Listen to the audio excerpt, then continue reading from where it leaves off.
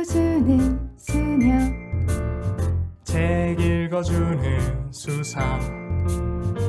참 따뜻한 이야기. 수도원 책방.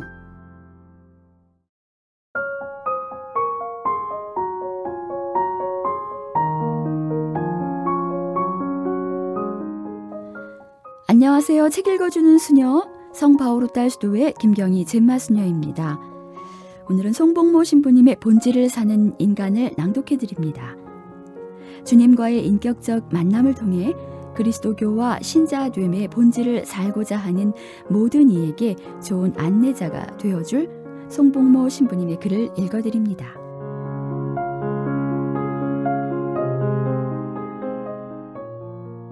주님께서 제자들을 부르신 것은 두 가지 이유에서다.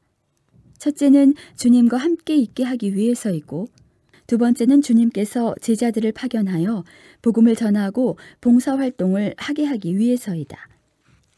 두 가지 제자 직분, 곧 주님과 함께 있음과 주님으로부터 파견받아 활동함은 서로 밀접하게 연결되어 있다. 그런데 첫째 직분이 언제나 둘째 직분보다 우선되어야 한다.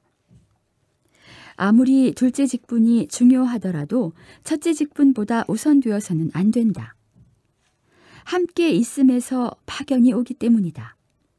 주님과 일치가 이루어져야 주님으로부터 봉사활동에 필요한 힘과 권위를 받아서 나아갈 수 있다. 주님과 일치가 없는 파견은 제대로 된 파견이 아니며 파견이라고도 할 수 없다. 그러한 파견은 스스로 파견된 것에 불과하다. 이런 생각을 해볼 수 있겠다. 수녀들이 공동기도를 하고 있는데 누가 불쑥 찾아와서 도움을 청한다면 기도를 그만두고 그를 도와주는 것이 옳은 것인가? 그렇지 않은가? 또 본당 신부가 주일미사 강론을 준비하려고 묵상하고 있는데 누가 와서 불쑥 상담을 청한다면 강론 준비하던 것을 그만두고 그 사람을 만나는 것이 올바른 태도인가 아닌가? 미국에서 활동하고 있는 사목자 고든 맥도날드의 경험담이다. 한 번은 그가 주일 강론을 준비하고 있는데 전화벨이 울렸다. 전화를 받자 힘없는 여자의 목소리가 들려왔다. 지금 급히 상담을 하고 싶은데요. 그래서 맥도날드는 먼저 이름과 무엇을 하는 사람인지 물어보았다. 젊은 시절의 맥도날드였다면 상대가 누구인지 확인하지도 않고 즉시 만나주었을 것이다. 옛날에는 그도 기도를 하고 있었거나 모임을 하고 있었거나 상관하지 않고 자기 도움이 필요하다면 이유 불문하고 즉시 만나주었다. 그런데 이제는 아니다. 맥도날드는 파견받아 활동하는 것이 주님과 함께 있는 것보다 앞서서는 안 된다는 것을 너무나 잘 알고 있었다. 맥도날드는 면담을 청한 여인을 즉시 만나주는 대신 무슨 일로 급히 만나려고 하는지 그 이유를 물어보았다. 그러자 여자는 결혼 생활이 파탄지경에 이르렀어요 하고 대답했다. 그렇게 느끼신 지가 얼마나 되는지요? 맥도날드가 물었다. 4일 전부터예요. 맥도날드는 또다시 물었다. 언제부터 부부간의 어려움이 시작되었습니까? 여인이 대답하였다. 한 5년 됩니다. 부부 사이의 어려움이 이미 5년 전부터 시작되었다면 지금 당장 저를 만나야 할 이유가 무엇인가요? 여인이 대답했다. 하도 마음이 답답하고 마침 시간도 있고 해서 상담을 받고 나면 한결 마음이 가벼워질 것 같아서요. 맥도날드는 인내하면서 이렇게 말하였다. 부부간의 어려움이 이미 5년 전부터 시작되었다면 그동안 그 문제에 대해 많이 생각해 보셨겠지요.